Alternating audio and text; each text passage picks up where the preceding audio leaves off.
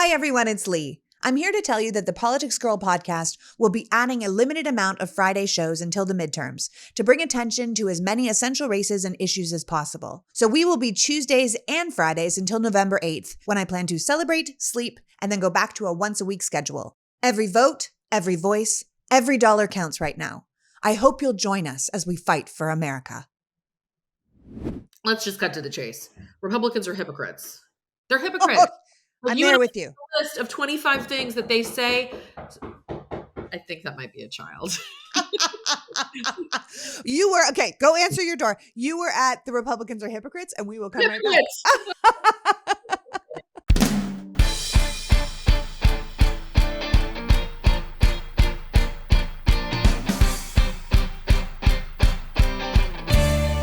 Hello, and welcome to the Politics Girl podcast. I'm your host, Lee McGowan. Let's get into it.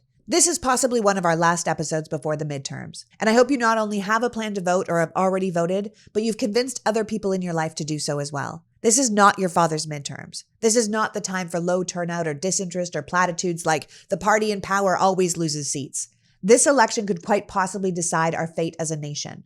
Are we a country who will fight for democracy, truth, and freedom? Or are we, like many other nations in the world, too apathetic to realize we have to save those things before they are taken from us? Will we allow ourselves to be outmaneuvered by anti-democratic forces who want nothing more than for us to conform to the whims of a small, violent, vocal minority? Or do we, as the majority voice in this country, stand up and say, no, you've gone too far, and we will defeat you up and down the ticket to prove it? With that in mind, today's pod is a candid conversation with Mini Timmaraju, president of NARAL Pro-Choice America, here to remind us what we're fighting for in this election and why you cannot sit this one out. Before becoming president of NARAL, Mini was a senior advisor on DEI and accessibility policy for the Biden-Harris administration. She served as a national women's vote director for Hillary Clinton's presidential campaign and was instrumental member of Planned Parenthood. She joins NARAL with over 20 years' experience leading all levels of political campaigns, as well as advocacy efforts around reproductive rights, gender, and racial justice. I'm having her on today to remind everyone what is at stake on November 8th. Not just the continuation of free and fair elections, but the autonomy over our own bodies and our rights to personal freedoms and privacy in this country. It doesn't matter if you have never voted before. We have to say loud and clear that this is enough, and we have to say it at the ballot box. So without further ado, please welcome my guest, seasoned campaigner, gifted coalition builder, and president of NARAL Pro-Choice America, Mini Timmaraju. Welcome, Mini.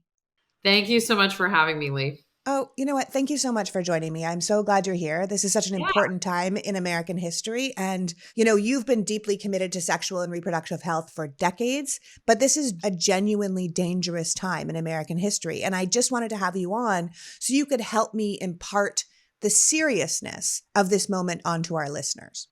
I appreciate that. I mean, I've been on the road. I just got back from Georgia.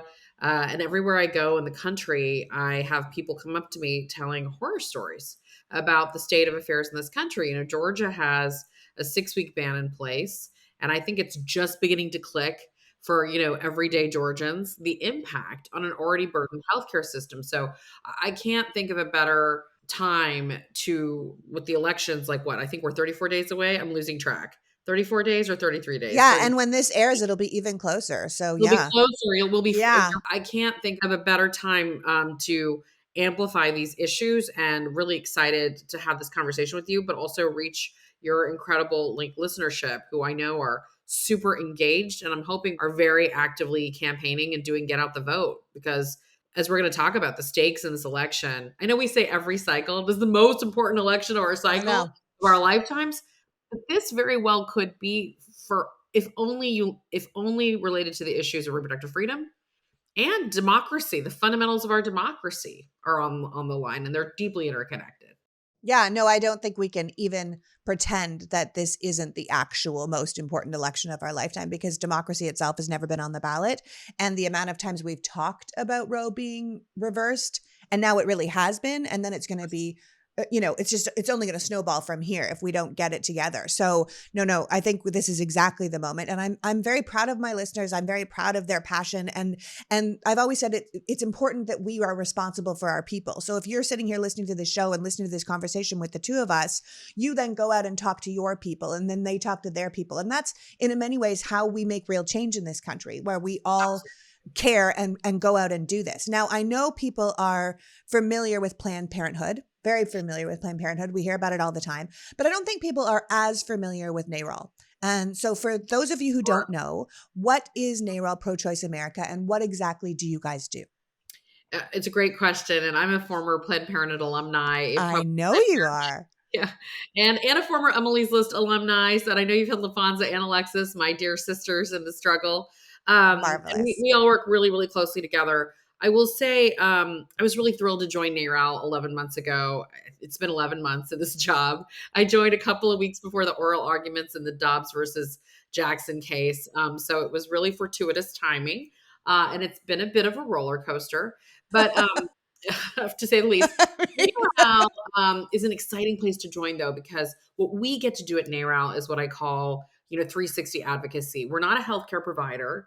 We don't just focus on elections. We do organizing, mobilization, messaging. We work with candidates. We lobby. We advocate in capitals and in Washington, D.C. And then we work on elections. So it's the 360. We're electing good people, getting rid of the bad guys. Then we're lobbying the good people and saying, this is what you need to do. And then we're mobilizing folks to be engaged in the advocacy work, both electorally and issue advocacy. So that's the unique role that we have compared to some of the other groups. And because we just do advocacy and we're not a healthcare provider, we can be a little bit more aggressive on some of the policy issues. And because we're people powered, we're 4 million members strong this year. We're a membership organization with the emphasis on organizing. We can really focus on moments like this, where you have this awakening in our society, where more Americans than ever before are aware of abortion. I think the latest Perry-Undum poll had 97% of Americans have heard something about abortion in the press in the last 2 weeks.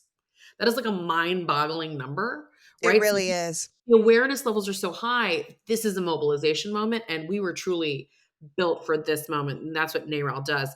A little history: we're just over 50 years old, and Shirley Chisholm was an early board member and advisory board member, which we're really proud of. And we were founded before Roe v. Wade as the National Association to Repeal Abortion Laws. So in some ways, that mission is more relevant than ever. Yeah, you guys are the OG. We've been there a long time, along with Planned Parenthood and other as well. And we are more than ever committed to the fight for abortion access, but also the broader fight for reproductive freedom. Yeah, I think you guys do obviously abortion access, but birth control, fighting pregnancy discrimination, paid family leave. I mean, as you just said, like, it's not just about getting the right people into office and the bad people out of office. It's about holding the people in office, once they're there, accountable for what it is that you stand for. Yeah, and it's so, in our recent history. So, I worked for Secretary Clinton's presidential campaign in 2016, and I was on the other side being lobbied by my predecessor, Elise Hogue, and her team. And you would think you don't need to necessarily lobby Hillary Clinton, who was amazing on all of these issues, but there were some things we had to shift and do. Like, Secretary Clinton was the first presidential candidate to come out for elimination of the Hyde Amendment, which, as you know, restricts federal funding for abortion access, which is a huge impediment to women of color, marginalized communities, rural Americans. So there were things that we were able to work on with the advocates in that campaign that, should we have won, would have been incredibly transformational for this country. And they're not out of reach. This election could be the time that we get to work with the Biden administration on some of these really important policy moves, including codifying and expanding the reach of Roe. Absolutely. And I think the thing is that people forget that government funds have never paid for abortion, right? It's, that's why Herschel Walker's in trouble now, because he wrote a $700 check for an abortion because it costs money to get one done. I have no problem with him actually paying for an abortion. I have a problem with, someone needs money to do it, and the government isn't going to help because they don't see it as healthcare, and it is healthcare. That's right. And I think the real story around Herschel Walker it's two things. One, every American should have access to the same services that this person in question had. Whether or not Herschel Walker paid for it, you know, I'm not equipped to say, Yep. but everybody should have access to that service. Every American should have access. And isn't it great that she had that access to that service? Number one. And the resources somehow to pay for it. That's all I'll say about that. Wherever they came from. Wherever they came from. But I will also say Herschel Walker's big disqualification is not that he potentially funded abortion care, which is a medical procedure that I'm glad everyone should have access to, but that he's for a national abortion ban. Yeah. And he's part of a party that has not been willing to shut down a national abortion ban. And why that's important, I think your listeners know this, but why that's important is in addition to Dobbs and Roe being overturned, if we have a national abortion ban, states like California, New York, and Colorado, and Massachusetts, Illinois, New Jersey that are expanding access or preserving access would be subject to that ban. Yeah. So it's confusing, but we have to fight back against these bans.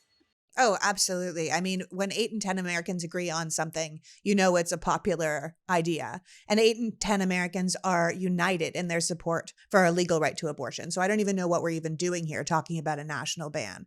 It just seems bananas because it's not what anyone in this country wants, and it would be a full rule by the minority at this point. Well, what we're doing is realizing a 50 plus year effort of extreme radical, conservatives who patiently plotted to take power and control back and were never in favor of equity for women, gender equity for Americans, have always been really comfortable having a second class tier of Americans who they could exploit. And it's been a very long and meticulous process by our opposition, starting with, targeted restrictions against abortion providers, sort of a drip, drip, drip against our fundamental constitution. The full promise of Roe in 1973 wasn't even in full effect when Dobbs happened. Let's be clear. I mean, SB 8 in Texas, the 6-week abortion ban with the draconian vigilante enforcement mechanism was already on the books for months before under Roe. So Roe was not enough. It was really weakened by Planned Parenthood v. Casey, by efforts by Southern states, particularly red states, to really whittle away. But abortion has always been a popular procedure. And the proponents of abortion bans have always been completely disrespectful and disregarding of the popularity of the procedure. And they've done a really good job of stigmatizing it, stigmatizing something that's really honestly essential health care. But the challenge for us on our side of the movement was because we had the protection of Roe, most people, until they're in that moment of crisis, aren't actively thinking about all the restrictions, right? And when you have the fundamental constitutional protection, it's been really hard for us to explain to Americans how they've been slowly and quietly being like attacked and whittled away or, Chipped away. Like you say, oh, you've got the right to an abortion, but you also have to be within this amount of distance from a hospital. And you have to have this kind of doctor on the floor. And the hallways need to be this wide if you're going to have abortions in your facility. And you're like, the hallways have to be, I mean, it has been chipping away for years and years. Yes. So interesting because I worked in Planned Parenthood in Texas when this started happening, what you're talking about, the corporate separation, like this door for the family planning center and this door for and I remember it was like my first year working at Planned Parenthood and thinking, what the hell is going on? Who cares? And it was all a nefarious effort to really put abortion providers out of business. They're like, well, Roe's the protection, but we're going to find ways around Roe to put these folks out of business and make it impossible for someone to seek this care except in an equitable, fair way, which is how it became more and more expensive. We have fewer and fewer clinics in the South, and we've reached this perfect storm. So to your original point, 8 out of 10 Americans support access. But how do you get 8 out of 10 Americans to understand that access has been threatened? Well, unfortunately for us, but also the silver lining is the court just did that for us. If I were talking to you 6 months ago, I would have said, our biggest challenge is the court's going to weaken abortion access again, but we have a believability gap because people don't believe it. It's so hard to believe something. It's like air and water. I've had this fundamental protection for 50 years in my life. Roe was decided in 1973. I was born in 1973. Hard to even imagine it, right? Now, all of a sudden, the floodgates of stories. It wasn't just that the court did this. It's that these 15 states rushed to ban abortion.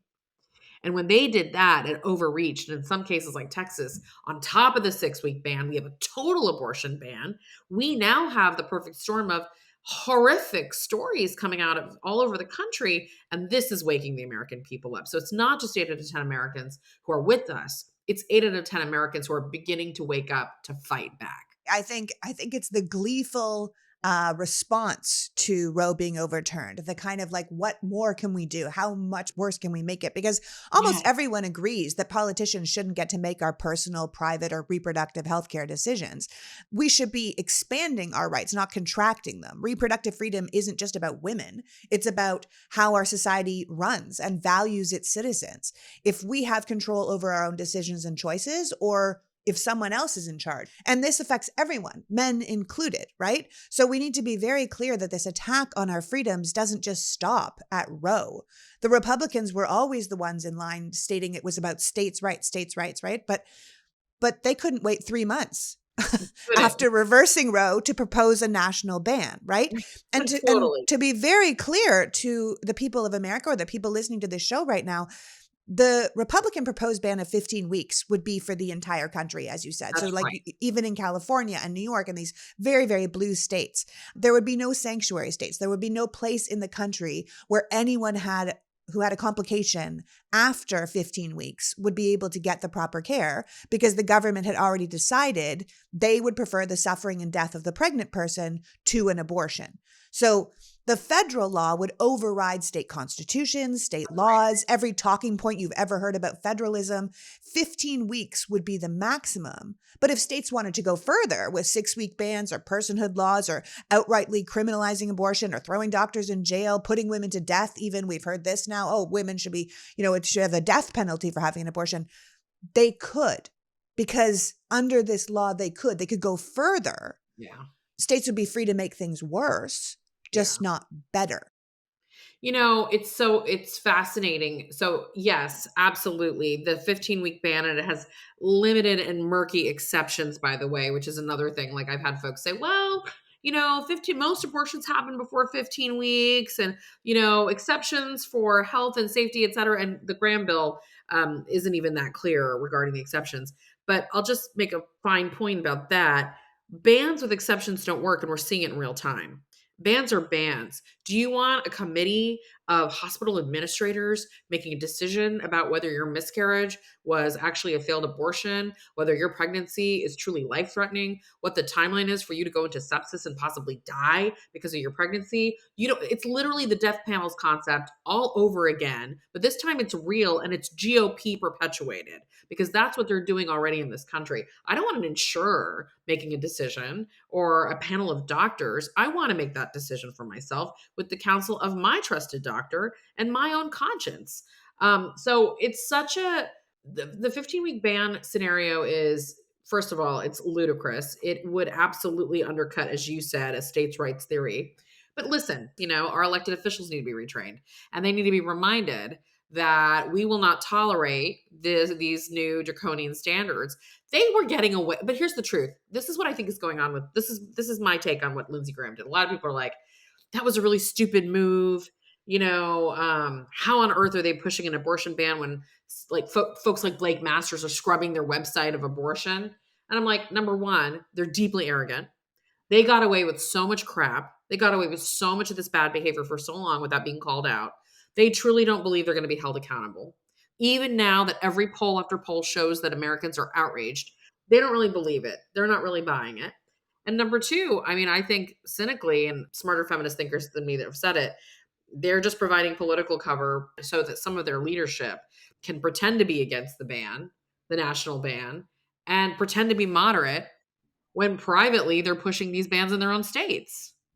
Yeah. So I don't put anything past them. Lindsey Graham's been filing, that folks should just understand this, the same 20-week abortion ban bill every year after year, usually around the anniversary of Roe.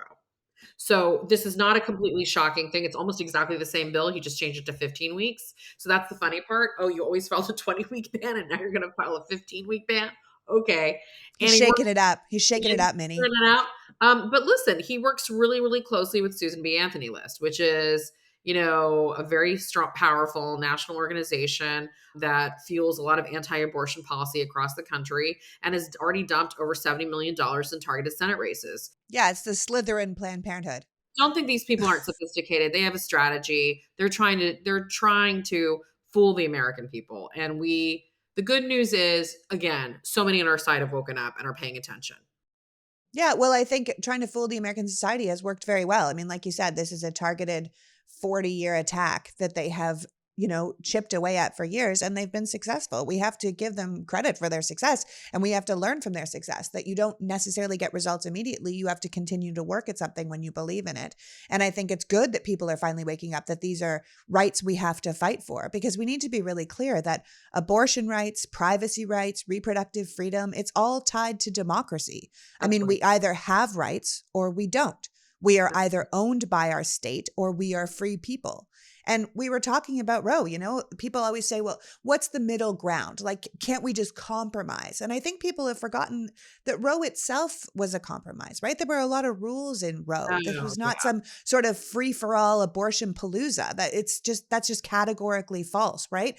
Roe formally recognized that the decisions to continue or end a pregnancy belonged to an individual, not the government, because people had the right to privacy, which included the right to an abortion prior to fetal viability. But That's right. fetal viability was always in there. This idea that Democrats are wanting to abort babies up until after birth is insane, because no one was ever doing that. If we have an abortion later in pregnancy, it's because something went terribly wrong. When Roe was written, most medical professionals agreed that viability was around 23, 24 weeks. After that, the states had the right to ban abortion or take other steps to, protect the fetus. But Yep. under Roe, abortion always had to be permitted to protect the patient's life and health. So we didn't need to change that. This is why the right to abortion needs to be codified, right? Killing babies after delivery, that would be a heinous crime. That's Selling murder. baby parts, that's a That's not heinous crime. abortion. Right? That's not abortion. That is a crime. And any monster who did anything like that should be locked away. Right? So we shouldn't be equating these two things together. And I'm honestly sick and tired of hearing people try and do that and try and paint us with some murderer's brush, which it has absolutely no place in the discussion. One of the interesting it's you're spot on. And one of the interesting things about the murderers and calling abortion murder, when push comes to shove, they admit that they don't really believe this is murder. I mean, I don't know if you saw that clip that's been circulating of Dana, is it Loesch from the NRA? Yeah, Dana Loesch. Yeah.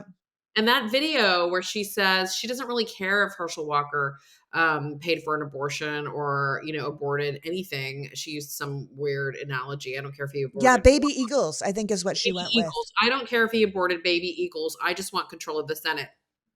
Bingo. Bingo. Always been about power and control.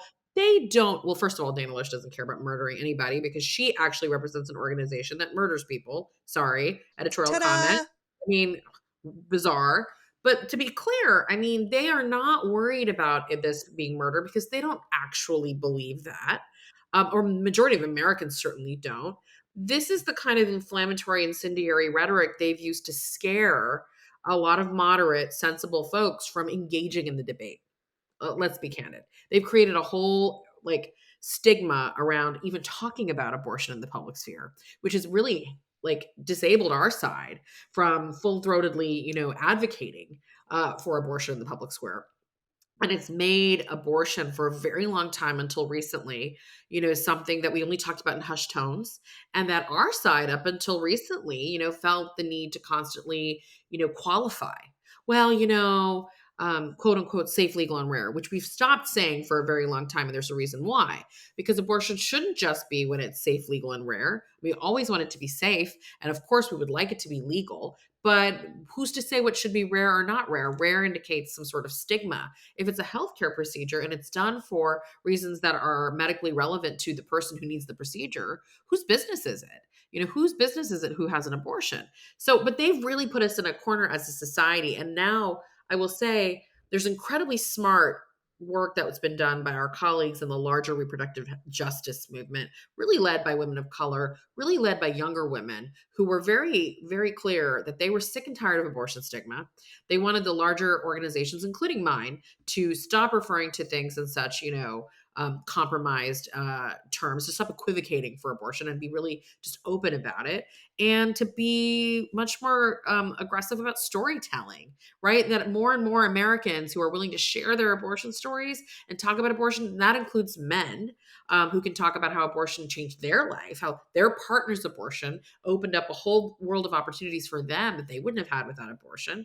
But the more we talk openly about it, much like our friends in the LGBTQ plus movement, the more we come out with our abortion stories, the more we destigmatize it, and we really truly start treating abortion like it's healthcare and not like it's a shameful secret.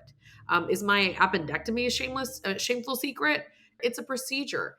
And as for the life issues around, uh, birth and abortion until the time of birth, I mean, as you said, it's just not happening. It doesn't happen. And when there are later term abortions, as you said, they are most often incredibly wanted pregnancies. And they are pregnancies that have put a lot of duress and strain on the pregnant person. And as we know, pregnancy, and you know this as a mom, pregnancy is one of the most dangerous times in a woman's life.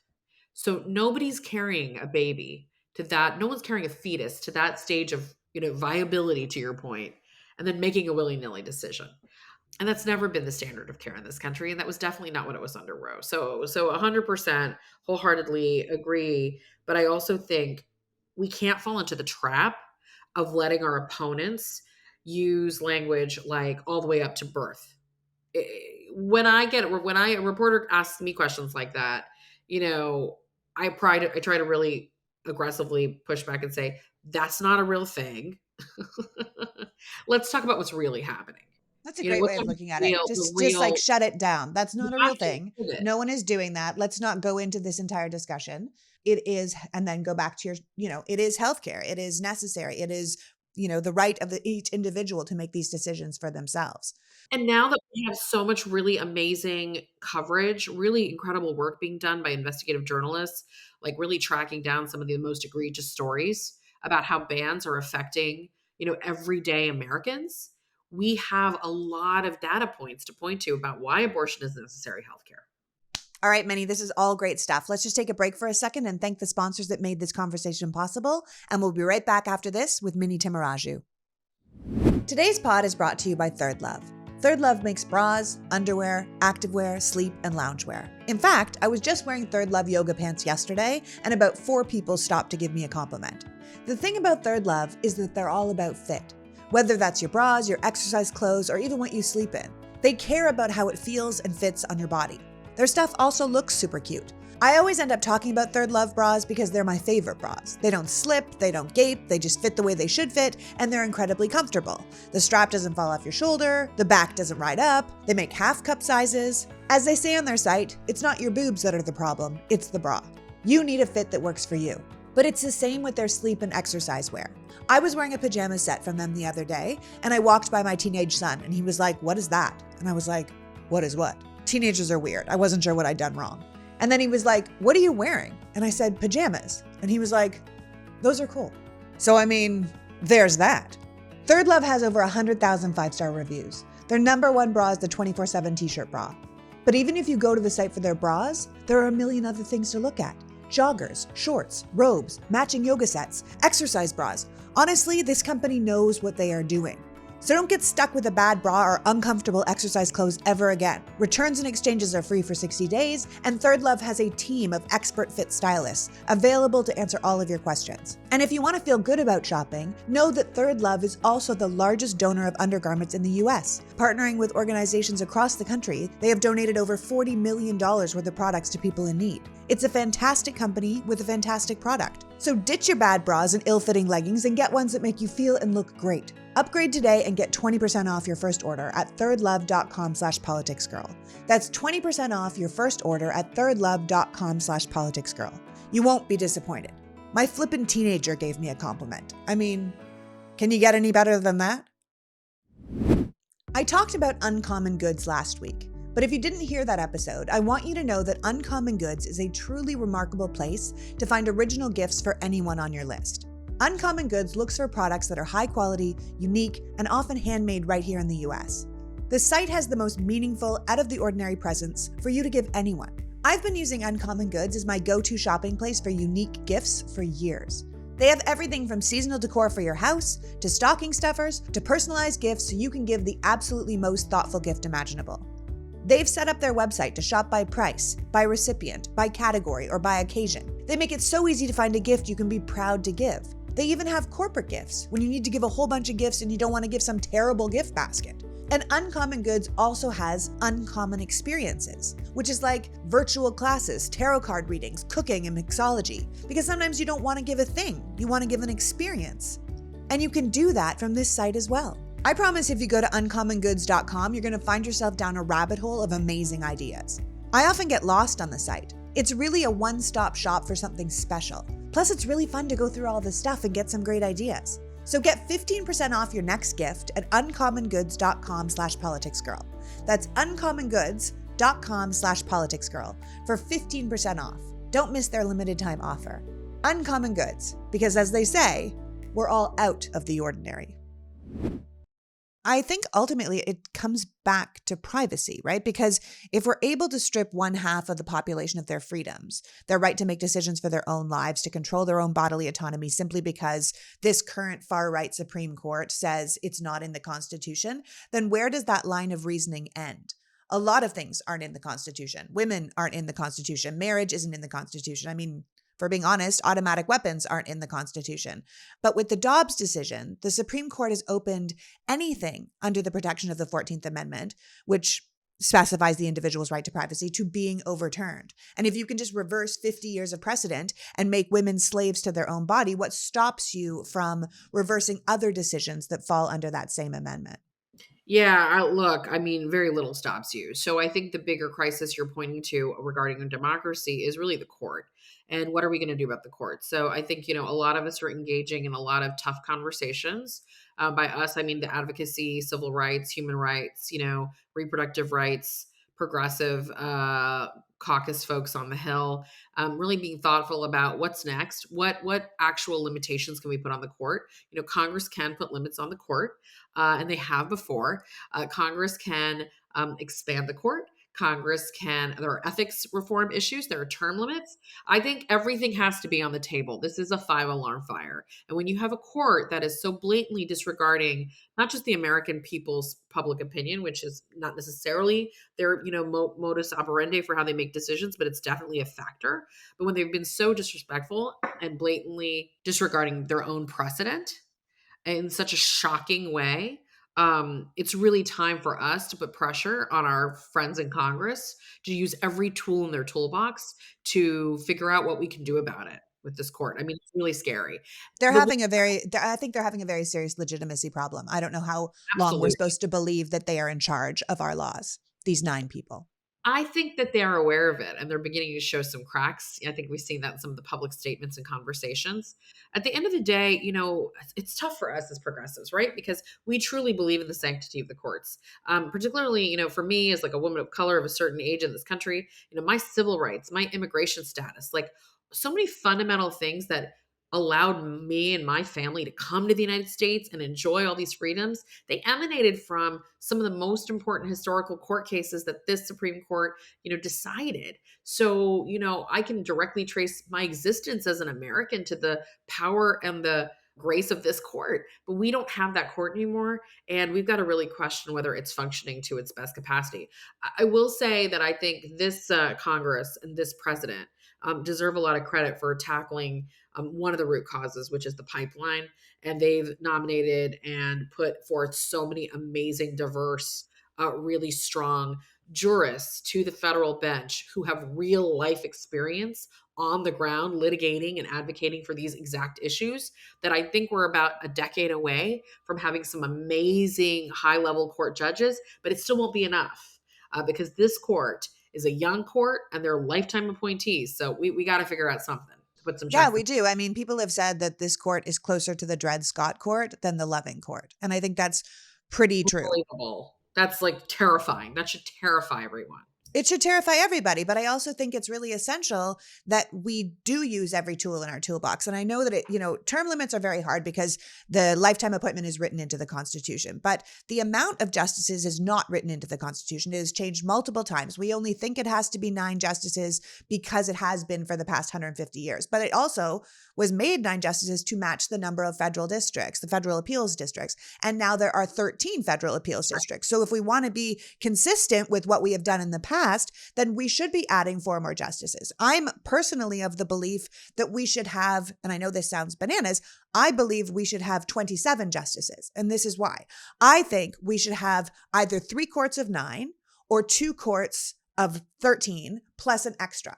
First of all, we could hear way more cases. Secondly, you would be drawing what cases you were getting. You would never know what justices you were getting. You would never know what the combination of justices would be. You wouldn't know what cases were coming before you. So we couldn't have situations like the Dobbs situation where they were just waiting for the right court to then bring that case knowing what the result would be, because that means justice wasn't blind. They brought that case specifically to that court to get that result. Oh, they've been trying for years. They've been they've been trying for years, and they were just waiting. And the Federalist Society stacked their courts and they got Donald Trump and they made a deal with the devil. And then all the cases came. And as they reversed Dobbs, Clarence Thomas is out there saying, bring me gay marriage, bring me this one, bring me that one. Like, he's opening the floodgates. And we need to say very seriously, like, this is no longer a court that we can't tell you exactly how they're going to rule. And if we really want justice to be blind, yeah, absolutely, 13 justices would help. But I think there would be such a pushback on that because it would be like, oh, look at this Democratic government just stacked the court to give them their own justices. If we did double the amount of justices, you wouldn't know if you were getting Amy Coney Barrett or Ketanji Brown Jackson. I think we need to start thinking like that, completely outside of the box, to give justice itself validity again. Because like you said, a lot of everything that happened to you came from justice. It did. And we can't just turn our back on that. It is one of the 3 co-equal branches of government. But if it can overturn everything the legislative branch can do, then it's not equal. It's above us all. And that's 9 people above us all? I don't think so. It is not equal power distribution as the founders intended. I love your passion for this. I'll definitely explore your proposal with colleagues. I think it's really fascinating. But I think the fundamental thing that you said is we have to we have to be creative and think about different. We can't look at the current crisis from the old model. And I think sometimes as Democrats and as progressives, we get locked into traditionalism. Well, this is how we tackled it in the past. And this is how we handled this crisis in the past. And it worked for us then. And I don't want to, part of our challenge is we believe in institutions and we respect them. Like, even now, I have a certain reverence for the court because of what my own story and how I got to this country and the things that the court allowed for me as a woman and a person of color and an immigrant. But I have to say, at some point, institutions are only as strong as the people who run them. And this blind respect for institutions, even though we as Democrats, we do respect government and we do see government as a tool of progress, but in the wrong hands, it can be a tool of regression. And we have to be really, really vigilant. And this could be, going back to our original, like the midterms, this could be our last free election. If things aren't if we don't effectively push back as people, if we don't really mobilize as a nation and push back against these extremists trying to invalidate the next presidential election, this could be it. So to me, I really hope, abortion is becoming, in many parts of the country, it's even pulling ahead of inflation, right? It's becoming the number one motivating issue for the Democratic base, which is. And why shouldn't it be? It represents our freedom in general. Why shouldn't it be? Inflation is a worldwide problem. And it is an economic issue, by the way. It's 100%. Yes. Anyone with kids, male or female or non-binary, knows that the ability to decide if, when, and how to have a family is a fundamental economic issue. And if you take that away, it completely chips away at the whole fabric of our economy. Especially at a time where, again, on a side note, we don't have paid family leave. We don't have subsidized childcare. We don't have equal pay. So we're going to force birth on half the population, but we're not going to give them any of the tools to manage having a family in this society. It's crazy. So of course it's polling number 1. But I would love to see, after this cycle, I'd like to see reproductive freedom voters become democracy advocates and become on the front line of the fight for our democracy, joining election boards and commissions, running elections in their local community, being precinct chairs for their local party. Because this is a lesson we should learn from our opposition. We've got to get into the mundane nitty gritty of elections and like the basic building blocks of our democracy at the very local level, we have to be excited about it because that's where they've been chipping away at our rights. When people say fight fire with fire, it's that. Like, this is how they've been fighting, and we have to meet them where they are, which is Full really board. at the I mean, yeah. local level, at state levels and state legislatures and AG rules and school boards, even libraries, where people get their information. Yes, and we've seen them attacking like you drag queen story hour in libraries. That's not an accident because access to education and access to, public libraries is a fundamental building block for how we like our communities, our diverse communities, we get access to information. So why not go right to the heart of that? That's why Yeah. libraries are such sanctuaries for so many of us, right? So I agree. Libraries, every small unit of civic life needs to be led by us. And we need By to be pro-democracy fighters. pro-equity, pro-equality people who really believe in the most distributed form of democracy possible. So I think we're going to have a really big fight ahead of us in the next 34 days, particularly in places like Michigan, where we have a ballot initiative to protect abortion and a governor who's been running on her commitment, and an attorney general and a secretary of state, to your point earlier. We're going to have some really big fights in some really key important states around abortion. But I think in the end, it's going to play in our favor. And then what we're going to have to ask ourselves is what do we do to capitalize on this wake up moment and really mobilize Americans? I mean, it's hard to not talk about this sitting here in America and not think about what the women in Iran are going through, right? Their protests and all these brave young people being killed. It's not just about religion. Again, it's about control. It's about controlling women. Freedom and choice has been taken away, and they're being punished by death for failure to conform. It's about women being held hostage by their government and religious zealotry. And I would like to remind people that if they think this couldn't happen here, they're kidding themselves, because you can see in Iran how hard and dangerous it is to fight to get something back once it's been established and the power structure is there to support it. It is much easier to keep a freedom than try to get it back, which is why the results in the recent Kansas election or the New York or Alaska special congressional elections were so hopeful, because it was the American people saying, no, we're not having these freedoms taken away. We are going to elect these people that will support us and will support our reproductive freedoms. We don't agree to you taking away our rights. And we need to bring that disagreement en masse to the ballot box while our votes still count, because we shouldn't kid ourselves. I would love to take our votes away. Somebody, much smarter than me was like, they should have taken our votes before they started taking our rights, because if we still have the votes, we can fight back. Well, that's why Shelby was before Roe, right? I mean, they that wasn't an accident. They kind of did do that.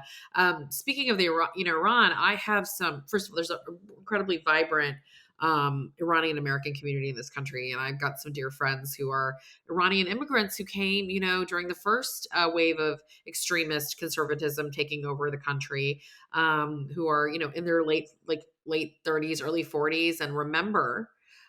So to your point, it is 100% about a society that was a very liberal, progressive, intellectual society. People forget that. You look at Oh pictures my of Iran gosh. in the 70s, go and look at pictures. It is Fabulous, by the way. The women were so fabulous and so stylish. stylish and Like, fabulous and in their everyone looked mini like they're paying dresses. the And rent. yeah. And it was just taken from them. And if we That's think right. that can't happen here, we are sorely Right. mistaken. You're right that it was something that they had and it was taken away, and now they're fighting to get it back. And I think you are correct that women, particularly, in the Middle East and in Africa and other places that we consider less than in some ways, are actually at the forefront of these fights. They're fighting, they're feminists in a deep way that I think we've taken for granted. And we have a lot we can learn from them, because the Christian ideological right-wing extremism in this country is in some ways far more dangerous than anything that we were seeing in some of these other parts of the country, because they've been a lot more nefarious about taking the control of the country, right? It wasn't a coup. It wasn't a violent overthrow. They did it by appealing to conservatives and bigotry and, really conquering and dividing hearts and minds in this country. And in some ways they did it legitimately. So that should be very terrifying for us as the United States. It should be. But I'm glad you brought up Kansas, because I want to end on an optimistic note. And we can also add, as you said, upstate New York, Alaska, all these races have shown us that, by the way, we wouldn't have won any of these things if it was just Democrats. So this is the important part. We are talking to each other, and your audience is mostly, I think, progressives and folks who, for the most part, align with Democrats. What was powerful about Kansas is we actually got a surge of, we got a crossover effect of Republicans. We know that because Kansas was a Republican and Democratic primary election. So you had to be registered as a Democrat or Republican to vote in the primary. So we can track who those folks were. But then there was like 20% of that electorate was unaffiliated. That means they weren't a registered Democrat. They weren't a registered Republican. They weren't turning out to vote for a primary. They only turned out to vote against the ballot initiative. So they only turned out for that one reason. And that is really exciting because that means what we've always known, that 8 out of 10, that 8 out of 10 Americans who support this legal right, was, we always knew that was not just Democrats, that included independents, unaffiliated voters, and some Republicans. So that's the coalition we need to win in November. And we have to be careful while that we clarify the difference between, MAGA extremist fundamentalist Republicans and the other Republicans who are still sort of, with us on a lot of these issues about democracy and republic and reproductive freedom, and are going to, quietly cross over and support us. And we need them. We need them to put their partisanship aside for their patriotism and for their love of the Constitution, this democracy, and their fundamental self-respect about their own bodily autonomy. And I believe those Republicans exist, and we need them on our side to get past this crisis in this country. 100%. And honestly, at the end of the day, it's not about red or blue or Republican or Democrat. It's about, do you believe in fundamental freedoms? Do you believe America is a country where your vote should count? Do you believe that in a democracy, the majority should win? Or do you believe that a minority that has gerrymandered or suppressed votes into oblivion should be able to control it just because they've been sneaky about it? I think it's why it's so essential that everybody vote in this midterms, because no one stops at taking away just one freedom. Once you've opened up the door, it's very hard to close it.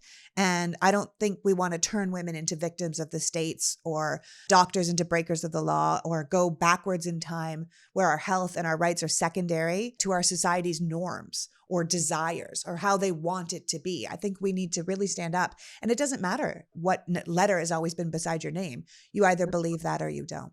That's right. And there's so many who do believe in our fundamental freedoms, and they're looking for a political home. So, once again, we can broaden the tent and we can be their political home. And we fundamentally believe that, not to put too much burden on the younger generation, but, they're registering in unprecedented numbers. And we want to make sure that that this crisis that they're facing, the climate crisis, the gun violence crisis, the reproductive freedom crisis, is what catalyzes them to really take positions of power and leadership. Exciting to see these new congressional candidates, exciting to see some of the talent, some of the folks getting elected to mayor's races. Like, when I'm 49, every time I hear of a 20 something running for office, I'm like, great, like early retirement. I love it. Like, I cannot wait. But we also have to be their accomplices and get them the resources and tools they need to really deliver on these tough fights. I think, I don't want to romanticize and just be like, they're the future, they're the hope. But I do think that I'm Gen X. Like Gen X, like we went through a lot. We went through 9/11. We went through, 2 Gulf Wars. We went through I'm Gen X too. I I feel ya. For me, it was Al Gore, was my wake up call. Right after college, and we've been through a lot and we've worked really hard, but I think we also we're just tired. I'm just curious with you as a Gen Xer, like, right, like we've watched so many crazy things happen. We were latchkey kids, we were always worried about nuclear war, the Cold War. It's just been this bizarre experience, and I just feel like this younger generation, they're so much more clear-eyed about the threats. They're so much more sophisticated about what they will or will not put up with.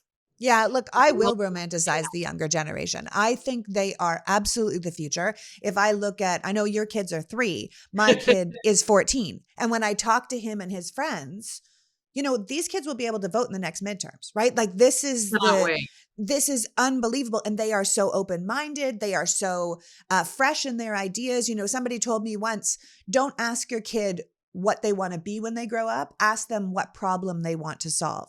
And that's what this generation is ready to do. And this is, these are 14-year-olds. The 20-year-olds are exciting. Even the 30-year-olds are exciting. I'm an old lady at the end of the day. And I started this project because the country that I brought my son into wasn't the country I thought it was. And I didn't think he deserved to grow up in this backwards regressive culture. And That's so right. I started this project to do this. But when I talk to young people, I think I just need to work my heart out to save this country That's so right. they can run it. Like my job is to save it, to keep the country's head above water until enough of them are in charge, because they see the world differently than we were brought up in. I think Gen X, we're pretty good at adjusting. I think we're adjusting pretty well, at least the younger version of Gen X. They see the world differently and they will run it differently. They see the climate as an important thing. They see reproductive freedoms as an important thing. They believe in a world in which people are treated fairly, no matter who they are. And the open-mindedness I see in this generation actually does thrill me. But they won't get a chance if we don't do the work right now. We have to do the work. I love that framing so much. When I say I don't like to romanticize them, I don't want to put all the burden on them, because I agree with you. We need No, to the fix burden's on us. The burden's on us right now. the mess and give them a level playing field to fight Yeah. back. Yeah. And I'm with you. I commit to that 100%. And then I can't wait to hand the reins over NARAL and our 4 million members to Gen Z in a few years. I know, me too. Well, Minnie, thank you so much for joining me today. It was such a pleasure to speak with Oh, you. nice You're to such chat. a wonderful conversation. And look, everyone, you just get out. You take your people, That's you take your friends, you make sure that you are voting, because this really is the most important election of our lifetime. And I know you hear it all the time, but we're not kidding. Minnie and I are here to tell you that this is it.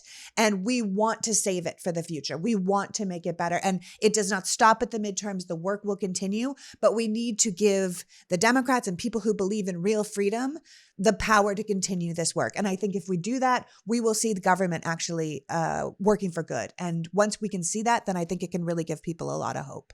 Amen. Agree completely. And join us. We're out in the field. We're canvassing every day. We're phone banking every day. If I can plug, it's prochoiceamerica.org. Of course you can plug in. It'll be in the show notes as well. Please join NARAL.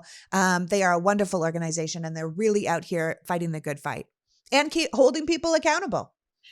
So important. Can't wait. Thanks, Minnie. All right. Good to see you. So that was Mini Timmaraju, president of NARAL Pro-Choice America, reminding us that this is the time.